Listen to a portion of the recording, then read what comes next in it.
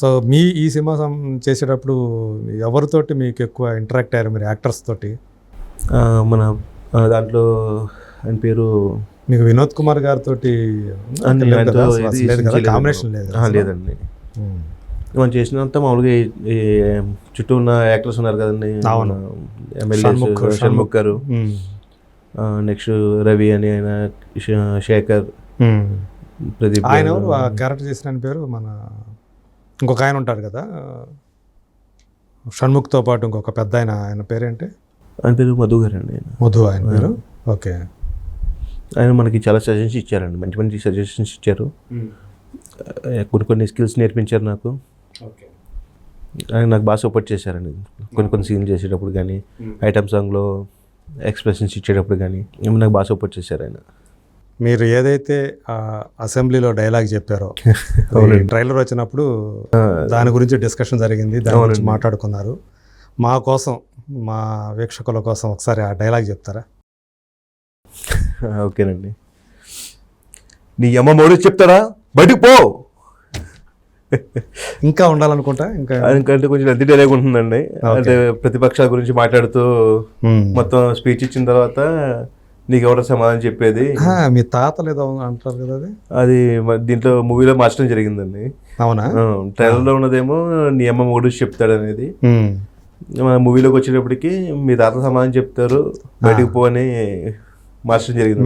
మీ తాత చెప్తాడు అన్నట్టు మార్చారండి. ఓహో, ట్రైలర్ ఉన్నదానికి దీనికి మారిందండి. ఓకే. సో మరి కొంచెం ఏదన్నా వ్యూహంలో చేసినటువంటి దాంట్లో ఏదో అవి అంటే కొంచెం బాగా లెంత్ డైలాగ్స్ ఏవి ఉన్నాయి. అంత లెంత్ డైలాగులు ఏం చెప్పదు. ఇప్పుడు మీరు ఎట్లా షార్ట్లో చెప్పారు దీంట్లో, అట్లా దాంట్లో ఉన్నది ఏదైనా ఒకటి చివరిలోది ఏదన్నా.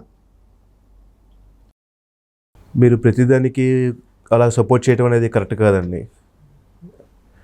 ఏదైతే ఉందో దాన్ని అక్కడితో వదిలేసి మీరు మన ప్రజలకి ఏం చేయాలో అది మాత్రం ఆలోచించండి అని ఒక డైలాగ్ ఉంటుందండి.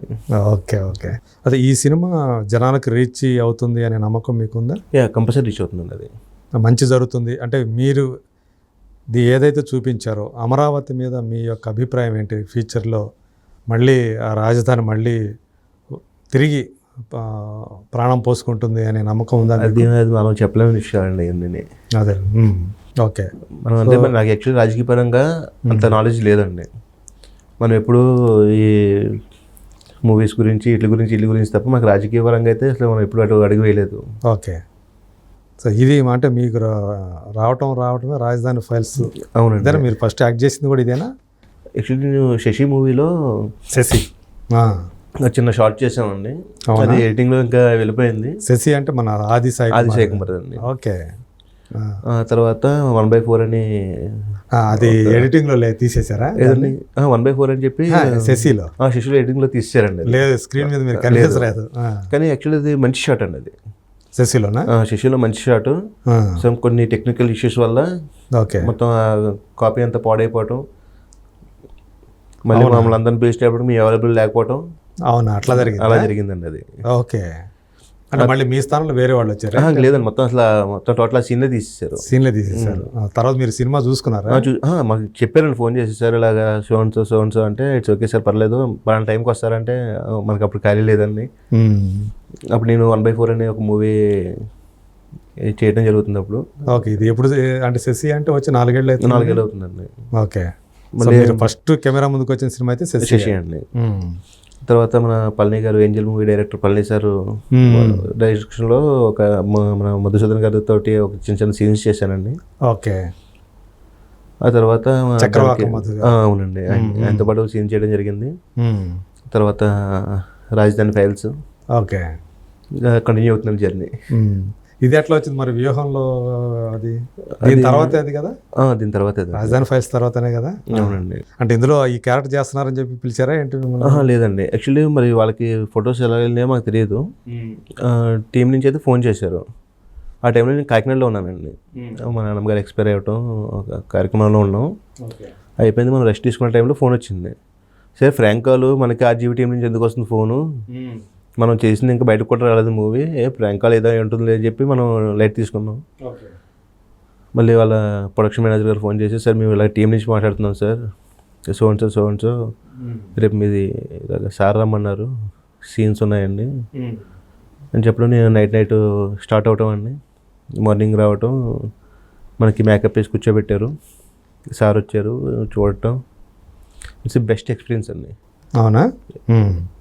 అంటే ఎక్కడ మిమ్మల్ని చూసి ఆయన పిలిపి వచ్చింది ఆయన దగ్గర అది నుంచి? మాత్రం ఇంకా నాకు తెలియలేదండి ఇప్పటికీ. ఇప్పటికీ తెలియదండి నాకు. మీరు కూడా కనుక్కోలేదు? కనుక్కోలేదండి. యాక్చువల్లీ ఆయనతో వర్క్ చేయడం అనేది అదొక చెప్పలేని ఇదండి అది. ఎందుకంటే ఇప్పుడు ద బెస్ట్ టెక్నీషియన్ అని చెప్తారు కదండి. అవును, అవును. బెస్ట్ డైరెక్టర్ అండి. అంత వర్క్ చేయడం అనేది ఇట్స్ మెమొరబుల్ మూమెంట్ అండి అది. ఓకే. ఆయన డైరెక్టర్ స్క్రిప్ట్ ఇవ్వటం, ఇది ఆయనే చేశారు, సీన్స్ ఆయనే తీశారు. నేను చేసిన రోజు మాత్రం ఆయన ఉన్నప్పుడే ఆ సీన్లో జరగడం జరిగిందండి. ఓకే.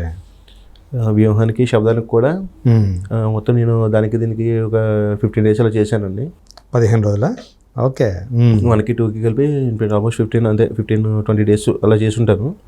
నేను మొత్తం అయిపోయింది. మొత్తం అయిపోయిందండి. ఓకే. ఆయన చేయడం జరిగింది. దట్స్ అది కూడా అదృష్టం అనుకుంటున్నాను నేను. భాను గారితో ఒక ఎక్స్పీరియన్స్. ఎలా ఆయన చాలా ఫాస్ట్గా ఉంటాయి కదా ఆయన కూడా? మీకు ఎలాగంటే ఆయన ఇది తీద్దాం, ఆప్షన్ ఇంకోటి తీసుకుందాం అనే కాన్సెప్ట్ కాదండి. తీసేది ఒకటే షాటు, పర్ఫెక్ట్ షాట్. ఇప్పుడు మన భాను సార్ ఎలాగేనండి, కెమెరా పెట్టాం చూసుకోండి, వర్మ డైలాగ్ మిస్ అయినా నువ్వు కంటిన్యూ చేయి, మనం డబ్బింగ్లో చెప్పుకుందాం, కానీ సీన్ పోగొట్టకూడదు. ఓకే. నీకు అవ్వలేదా, మొత్తం మర్చిపోయావు డైలాగు, కట్ చెప్పే సార్ అని చెప్పి చేయలేపేసి మళ్ళీ చేద్దాం take, feel free, work hard. Okay. RGV గారు అయితే మీరు మీ పొజిషన్ ఇది, సీన్ ఇది, ఇలా చేయాలి అని ఇలా కూర్చుంటామండి. ఆయన రోల్ కెమెరా అని చెప్పిన వెంటనే సెట్టింగ్ అంతా ఓకే, యాక్షన్ అని చెప్పిన వెంటనే మనకి ముందే తెలుసుకుంటాం కదండి, మొత్తం చెప్పుకుంటూ వెళ్ళిపోతాం. ఓకే. డైలాగ్స్ షార్ట్ ఓకే అంటారండి. ఆయన ఒకేసారి చూస్తారు, నచ్చితేనే ఓకేనండి, లేదనుకోండి రెండోసారి చెప్తారు. ఎవరి వల్ల అయితే ప్రాబ్లం అవుతుందో అతని దగ్గరికి వెళ్ళి, ఇప్పుడు సపోజ్ నేనే ఒక సీన్ సరిగ్గా చేయలేదు అనుకోండి, 2-3 takes అయిన తర్వాత వచ్చి మనకు చెప్తారు, ఇలా ఉండి పొజిషన్ చెప్పాలి కదా, కెమెరా ఇక్కడ ఉంది కదా, అది కూడా తెలియదా అని చాలా పొలైట్గా మాట్లాడతారు సెట్లో. అదొక బెస్ట్ ఎక్స్పీరియన్స్ అనమాట అండి. అంటే ఇప్పుడు వరమని ఫేస్ చేసేటప్పుడు కొంచెం టెన్షన్ పడ్డారా స్టార్టింగ్లో? ఫస్ట్ కెమెరా సార్ది ఫేస్ చేసేటప్పుడు అయితే నాకు ఆల్మోస్ట్ స్వెట్టింగ్ వచ్చింది. సార్తో చేస్తున్నాం, సార్ ఎలాగంటున్నారు, అలాగంటారు అని చెప్పి అందరూ చెప్తారు కదండి. సైడ్ ఉన్న వాళ్ళు ఇంక 100 చెప్తూ ఉంటారు. మనకి ఎక్స్పీరియన్స్ అయితే కదా తెలిసేది. అవును, ఓన్ ఎక్స్పీరియన్స్ ఏదైనా. నేను స్టన్ అయిపోయాను, నించున్నాను, Varma feel free, okay done sir, shoot చేయడం జరిగిందండి అలాగా. ఓకే. ఫస్ట్ మనం చేసిన fresh shot take okay, next scene అని చెప్పడం, మొదటి అంటే ఫస్ట్ సింగిల్ టేక్లో అయిపోయింది, నెక్స్ట్ సీన్ అని చెప్పడం, చాలా హ్యాపీ అనమాట అండి అది. ఓకే. అంటే వ్యూహం శపథంలో కొంచెం ఎక్కువసేపు కనిపిస్తారు అయితే? ఆల్మోస్ట్ సేమ్ దీంట్లో ఉన్నట్టే ఒక 4-5 సీన్లు ఉంటాయండి. మీకు 23 డబ్బింగ్ మీరే చెప్పారా? లేదు, నాకు చెప్పలేదండి. దేనికి చెప్పలేదు? చెప్పలేదండి. ఎందుకని మీకు వాయిస్ అంటే ఇంకా మనకు నేర్చుకోవాల్సిన ఉన్నాయి కదండి, ఆ మాడ్యులేషనే కావాలి కదండి. మనకే మామూలుగా బయట మళ్ళీ గట్టిగా చేస్తాం, కానీ డబ్బింగ్ మైక్ ముందు చెప్పడం, ఒక సీన్ చూసి చెప్పడం అనేది ఇంకా నేర్చుకోవాలండి అది. ఓకే. సో మొత్తానికి 2 సినిమాల్లో, అంటే 3 సినిమాలు అని చెప్పాలి. 3 సినిమాల్లో ఒకే క్యారెక్టర్, కొడాలి నాని పాత్ర పోషించారు. అంటే ఇక మీరు వెండి తెర కొడాలి నాని అయిపోయినట్టే అండి. పిలుస్తున్నారా బయట? అట్లాగే తెలిసి ఉంటుంది కదా మామూలుగా. వేరే మూవీ ఒకటి చేస్తున్నానండి ఇప్పుడు రన్నింగ్లో, ఇంకా ఆల్రెడీ ఇంకో మూవీ ఒకటి ఉంది. ఓకే. ఏంటి అంటే మీకు చూస్తే మంచి హైట్ అది ఉంది. అవునండి. ఎవరిని మీరు రోల్ మోడల్గా చేసుకొని ఇండస్ట్రీకి వచ్చారు? యాక్చువల్లీ నాది అనేది రైతు కుటుంబమేనండి. ఓకే. Daddy deaf and డెమ్. అవునా? Mummy teacher. మా తాతయ్య గారు డ్రైవింగ్ పొజిషన్ వచ్చిన ఫ్యామిలీ అండి. సో మనం ఇవన్నీ చిన్నప్పటి నుంచి చూసి కష్టాలు అన్నీ, మనం ఆర్మీకి రాయడం జరిగిందండి. ఆర్మీకి వెళ్ళాలనుకున్నారు? యాక్చువల్లీ నా గోల్ వచ్చి ఆర్మీ అండి. ఓకే. ఆర్మీకి వెళ్ళాలనుకున్నాం, లెటర్ రావడం జరిగింది. మనం వెళ్ళాము, పాస్ అయ్యామండి, అన్నీ అయిపోయినాయి. ఇంటికి లెటర్ రావడం జరిగింది. సెలెక్టెడ్ అండి. ఓకే. ఉన్న ఒక్కడిని సార్జెంటా? సార్జెంట్ అండి. స్టార్టింగ్ అదే కదా సార్జెంట్. ఉన్న ఒక్కడిని పంపించడం అనేది జరగదు. మీరు ఒక్కళ్ళేనా? ఒక్కడేనండి. ఇంకా అంటే ఆడపిల్లలు కూడా ఎవరు లేరండి. ఏకైక పుత్రుడు మీరు? అవునండి. అమ్మకి.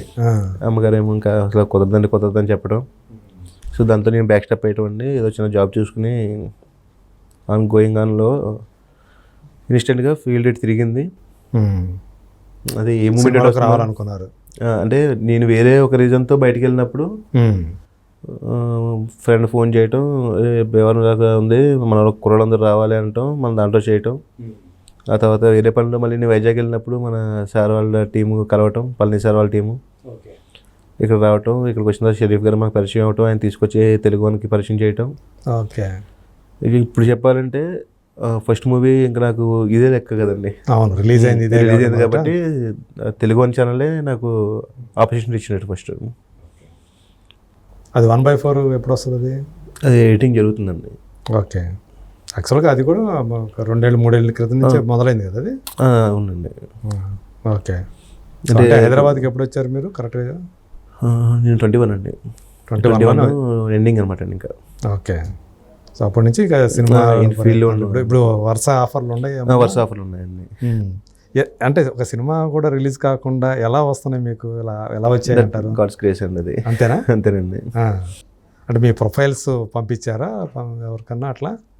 అంటే మామూలుగా మనం దీంట్లో చేయడం అండి. దీంట్లో మనం చూసి యాక్టింగ్ అవి బాగా చేస్తున్నారని చెప్పి ఈ మౌత్ టాక్ వెళ్ళటం. ఓకే. ఇండస్ట్రీలో విత్ ఇన్ ద ఇండస్ట్రీ వెళ్ళింది. ఇట్లా ఒక కుర్రాడు, ఒక అతను వచ్చాడు, సో చేస్తున్నాడు అని వెళ్ళటం. అలాగే అర్జున్ గారి దగ్గర కూడా వెళ్తుందని అనుకుంటున్నారు మీరు. ఓకే. అలా రావటం. అలాగే ఒక చిన్న మూవీ అండి జరుగుతుంది. దాంట్లో ఒక క్యారెక్టర్ చేస్తున్నాను.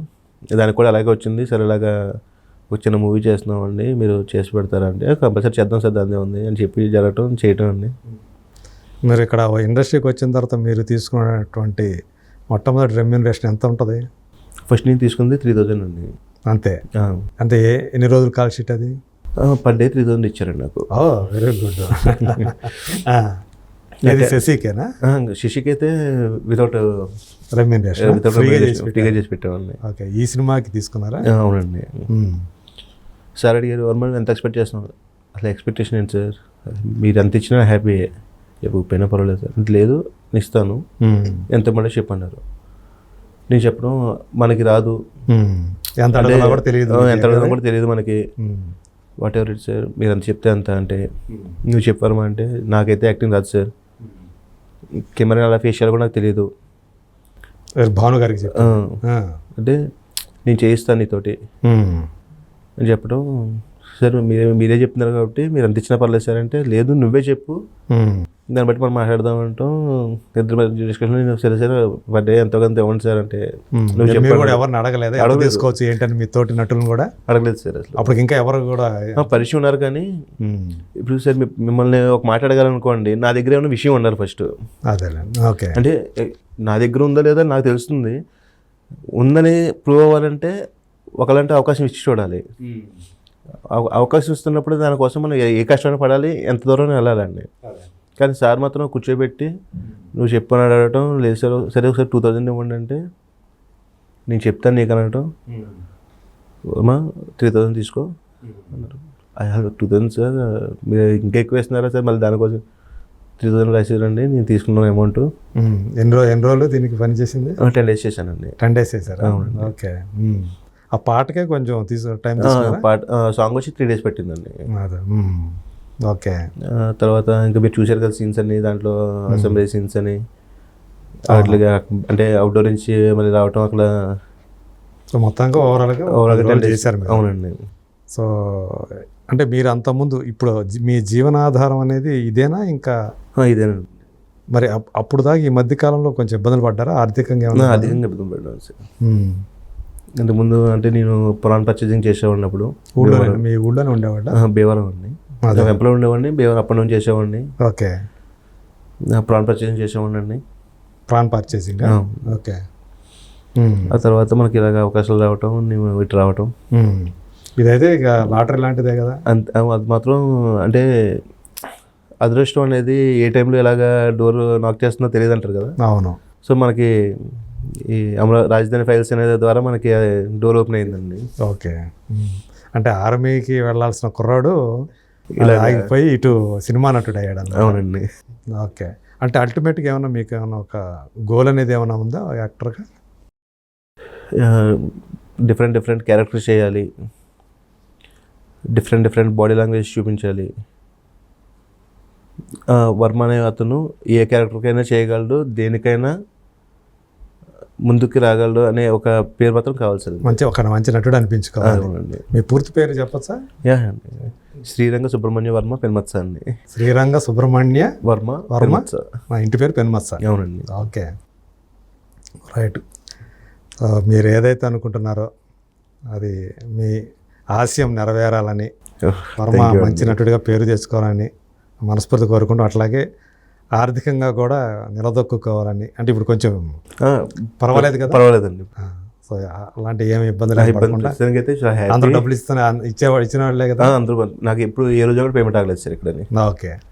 నేను స్టార్ట్ అయిన తర్వాత ఆగలేదు. ఫస్ట్ నేను మొదలుపెట్టింది మన రాజధాని ఫైల్స్ కానీ ఫస్ట్ రోజు షూటింగ్ అవ్వటం, మనకి ఈవినింగ్ పేమెంట్ వచ్చేయటం 10 days ఏ రోజు ఆ రోజు ఇచ్చేసేవారు. ఓకే.